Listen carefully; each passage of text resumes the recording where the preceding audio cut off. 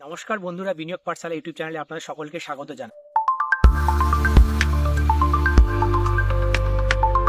বন্ধুরা, আজকের ভিডিওর টপিক আমাদের পোর্টফোলিওতে কতগুলি স্টক রাখা উচিত। বন্ধুরা, এই বিষয়টি নিয়ে অনেকের মনে প্রশ্ন থাকে। অনেকেই কিন্তু ওভার ডাইভার্সিফাইড মানে 40-50 স্টক তাদের পোর্টফোলিওতে রেখে দেয়।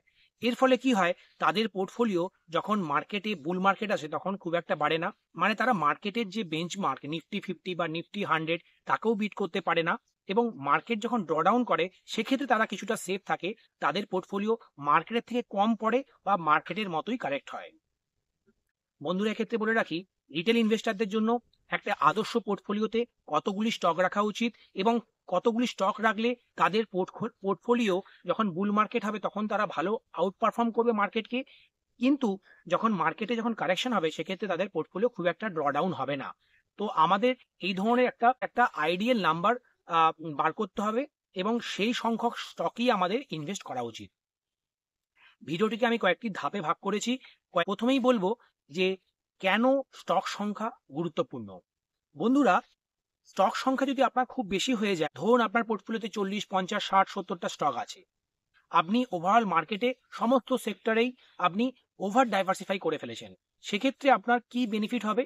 মার্কেট যদি কারেক্ট হয় আপনার পোর্টফোলিও একটু কম ড্রডাউন হবে, এটুকুই শুধু বেনিফিট। কিন্তু মার্কেটে আপনার যদি কোনো পোর্টফোলিও কিছু স্টক খুব ভালো পারফর্ম করে, আপনার পোর্টফোলিওর প্রফিট কিন্তু খুব বেশি হবে না এবং মার্কেটে যখন বুল মার্কেট আসবে আপনার পোর্টফোলিও মার্কেটকেও আন্ডার পারফর্ম করবে, মার্কেটের রিটার্নকেও বিট করতে পারবে না। আর বন্ধুরা, যদি আপনার পোর্টফোলিওতে খুব কম সংখ্যক স্টক থাকে, ধরুন আপনার পোর্টফোলিওতে 4-5টি স্টকই আপনি ইনভেস্ট করেছেন টোটাল ক্যাপিটালকে, তাহলে সেক্ষেত্রে আপনার পোর্টফোলিও যদি 2-3টে স্টক খারাপ পারফর্ম করে তাহলে আপনার পোর্টফোলিও রিটার্ন অনেক কমে যেতে পারে। সেজন্য আপনার পোর্টফোলিও তখন কিন্তু আন্ডার পারফর্ম করবে এবং আপনার ক্যাপিটাল অনেকটাই লস হয়। তাহলে আপনারা বন্ধুরা বুঝতে পারলেন যে পোর্টফোলিওতে আমাদের খুব বেশি ওভার ডাইভার্সিফাইও করা যাবে না, আবার খুব বেশি কনসেন্ট্রেটেড বেটও আমাদের নেওয়া যাবে না। তা আমাদের জন্য আইডিয়াল সংখ্যা কি হতে চলেছে সেটি আমরা ভিডিওর আগে দেখছি। এরপরে বলি যে ভারতের বাজারের জন্য কি উপযুক্ত। বন্ধুরা, ভারতের বাজারের জন্য 15-20টি স্টক একটি রিটেল ইনভেস্টরের জন্য আইডিয়াল। সেক্ষেত্রে বলে রাখি, তার পোর্টফোলিওর 15-20টি স্টকের মধ্যে 70% তাকে ব্লু চিপ স্টকে রাখতে হবে, 20% তাকে রাখতে হবে মিড ক্যাপ ক্যাটাগরি স্টকে, আর 10%ই সে স্মল ক্যাপ ক্যাটাগরি স্টকে রাখতে পারে। 70-30-র মধ্যে 20 মিড ক্যাপ, 10 স্মল ক্যাপ, এইভাবে সে যদি পোর্টফোলিওটাকে ডাইভার্সিফাই করে তাহলে কিন্তু তার পোর্টফোলিও খুব ভালো পারফর্ম করবে লং টার্মে। বন্ধুরা, এবার আপনাদেরকে বিভিন্ন সেক্টরে অ্যালোকেশন করতে হবে, শুধুমাত্র আপনি আইটি ব্যাংকিং সেক্টরে রাখলেই হবে না। আপনার পোর্টফোলিওকে বিভিন্ন সেক্টরের মধ্যে ডাইভার্সিফাই করা দরকার। আপনাকে IT sector, banking sector, Pharma, FMCG, chemical, renewable energy বা ইএমএস সেক্টর বা ইন্ডাস্ট্রিয়াল, এই ধরনের সেক্টরে আপনার পোর্টফোলিওকে ডাইভার্সিফাই করা উচিত। তবে বন্ধুরা বলে রাখি, এক্ষেত্রে IT, Pharma, FMCG, banking and financial service এগুলি কিন্তু ইন্ডিয়ার মেজর সেক্টর এবং এই সেক্টরে আপনার মেজর অ্যালোকেশন থাকা বাঞ্ছনীয়। এবার বলি বন্ধুরা, যারা বিখ্যাত ইনভেস্টর তাদের কিছু স্ট্র্যাটেজি আপনার সঙ্গে ফলো করি। যেমন রাকেশ ঝুনঝুনওয়ালা, উনি পোর্টফোলিওর কয়েকটি স্টকেই খুব বেশি অ্যালোকেশন করতেন, তার মধ্যে বিশেষ করে টাইটেন, লুপিন, ক্রিসিল, এই ধরনের স্টকেই কিন্তু উনি সব থেকে বেশি অ্যালোকেশন রাখতেন। মানে পোর্টফোলিও 60-70% 3-4 স্টকের মধ্যেই ওনার অ্যালোকেশন থাকতো। এই জন্যই উনি মার্কেটকে লং টার্মে অনেক বেশি মানে আউট পারফর্ম করেছেন এবং লং টার্মে ওনার রিটার্ন 35-40% সিএজিআর গ্রো করেছে। তাহলে বন্ধুরা বুঝতেই পারছেন উনি হাই রিস্ক হাই রিওয়ার্ড নিয়ে ইনভেস্টমেন্ট করতেন, সেই জন্যই এত বেশি উনি রিওয়ার্ড পেয়েছেন, কিন্তু ওনার পোর্টফোলিও রিস্কও অনেক বেশি থাকে। এবার বলি mister Warren Buffett. Mister Warren Buffett ওয়ার্ল্ডের অল টাইম বেস্ট ইনভেস্টর এবং উনি বিগত 60-65 বছর ধরে ইনভেস্টমেন্ট করছেন। তাই ওনার এই ইনস্ট্রাকশন আমাদের সকলকেই ফলো করা উচিত। উনি বলেছেন যে আমাদের পোর্টফোলিওতে 10-15টি স্টকই সাফিসিয়েন্ট এবং আমাদের ক্যাপিটাল অ্যালোকেশন কিন্তু 10% এক একটি স্টকেই হওয়া উচিত।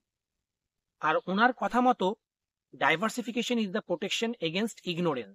যারা ইগনোরেন্ট ইনভেস্টার, যারা সময় দিতে পারেন না মার্কেটে, যাদের মার্কেটের বিষয়ে খুব একটা জ্ঞান নেই, তারা হচ্ছে ইগনোরেন্ট ইনভেস্টার, তাদের জন্য কিন্তু ইন্ডেক্স ফান্ডই একদম আইডিয়াল। আর যারা মার্কেটে সময় দিতে পারেন, যারা মার্কেটকে বোঝেন, যারা বিগত 5 বছর 10 বছর ধরে মার্কেটে ইনভেস্ট করে আছেন, যারা মার্কেটে টিকে আছেন, তাদের জন্য কিন্তু পোর্টফোলিওতে 10 থেকে 15টি বেশি স্টক রাখা একদমই উচিত হবে না। সেক্ষেত্রে তারা তাদের পোর্টফোলিও রিটার্ন খুব বেশি হতে পারে না। এবার বলি পিটার লিঞ্চ, যিনি পৃথিবীর মধ্যে সব থেকে ভালো ফান্ড ম্যানেজার। উনার রেকর্ড, উনি 13 ইয়ার্স একটি ফান্ড চালিয়েছিলেন, ফিডিলিটি একটি ইনভেস্টমেন্ট ফার্ম আছে, উনি ফিডিলিটি কোম্পানির তে একটা ফান্ড চালিয়েছিলেন এবং ওই রেকর্ড আজ পর্যন্ত কেউ ব্রেক করতে পারেনি। ওনার কথা মতো একটা রিটেল ইনভেস্টরের পোর্টফোলিওতে 20 থেকে 25টি স্টকই সাফিসিয়েন্ট। এবার বলি বন্ধুরা আমাদের জন্য আদর্শ পোর্টফোলিওতে কতগুলি স্টক থাকা উচিত। বন্ধুরা, ইন্ডিয়ার কনটেক্সটে আর আমার ব্যক্তিগত এক্সপিরিয়েন্স এবং আমি পড়াশোনা করে বিভিন্ন যে হাই নেটওয়ার্থ ইন্ডিভিজুয়াল তাদের পোর্টফোলিও অ্যানালিসিস করে, বা যারা সর্বকালের সেরা ইনভেস্টার তাদেরকে স্টাডি করে আমি জেনেছি যে 10 থেকে 15টি স্টক, ম্যাক্সিমাম 20টি স্টক একটি রিটেল ইনভেস্টারের পোর্টফোলিওতে থাকা উচিত। তার পোর্টফোলিওর অ্যালোকেশন কিন্তু বিভিন্ন সেক্টর থাকা উচিত। সে কনসেন্ট্রেটেড বেট নিয়ে একটি বা দুটি সেক্টরেই যদি সেই ইনভেস্ট করে, সেক্ষেত্রে তার রিস্ক অনেকটাই বেড়ে যায়।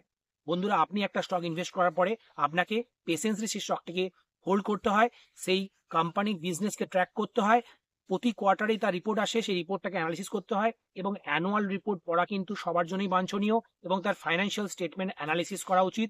এবং ওই সেক্টরের গ্রোথ যদি খুব ভালো হয়, তাহলেই আপনি সেই সেক্টরে সেই স্টকে বেশি করে অ্যালোকেশন করুন, এবং তার ম্যানেজমেন্ট যদি খুব ট্রাস্টওয়ার্দি হয়, তার প্রমোটার গ্রুপ যদি খুব রিনাউন্ড হয়, তাহলেই কিন্তু আপনার অ্যালোকেশন ওই সেক্টরে ওই স্টকে বেশি হওয়া উচিত। বন্ধুরা, আর কিছু এক্সট্রা টিপস আপনাদের সঙ্গে শেয়ার করি। আপনারা বেশি পরিমাণে পোর্টফোলিওতে ট্রেড করবেন না, আপনারা শর্ট টার্মে স্পেকুলেশন করার চেষ্টা করবেন না, আপনারা আপনার পোর্টফোলিওকে হেজ করতে পারেন, এই জন্য আপনারা কিছু ডেটেও ইনভেস্ট করতে পারেন, বা আপনারা ক্যাশ হোল্ড করতে পারেন। আপনারা মার্কেট ক্র্যাশে যে বিশেষ সুযোগ সবার জন্য আসে, সেই সময় আপনারা এই সুযোগটা কাজে লাগান, সেই সময় আপনারা স্ট্যাগার্ড ওয়েতে ইনভেস্টমেন্ট করুন। আপনারা আপনার পোর্টফোলিওকে খুব বেশি কনসেন্ট্রেট করবেন না, এবং ডাইভার্সিফিকেশনও খুব বেশি করা উচিত নয়। তাহলে বন্ধুরা, ভিডিওটি এখানেই শেষ করা যাক। ভালো থাকবেন, নমস্কার, জয় হিন্দ।